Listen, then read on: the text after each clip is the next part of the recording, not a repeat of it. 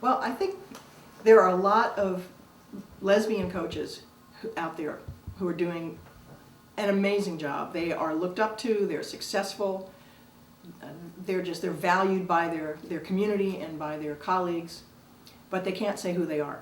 So we have this charade, because everyone knows. You know, it's been referred to as the glass closet. But that glass closet is really strong plexiglass.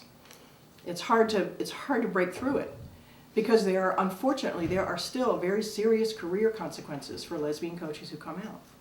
And I don't blame lesbian coaches who don't come out. Of course I wish athletics was a place where they could come out, because I think it would start to change how things are when people actually knew they were dealing with actual lesbians instead of the sort of the lesbian boogie woman, as I called it in my book, the stereotypes. And it sort of sticks a pin in the stereotypes when we have real people to relate to. But we can't blame the individual coaches. We have to change the culture. The culture of the closet in women's athletics and men's athletics is not something that the lesbian coaches and athletes who are there created. It was there, and they are trying to survive in that environment.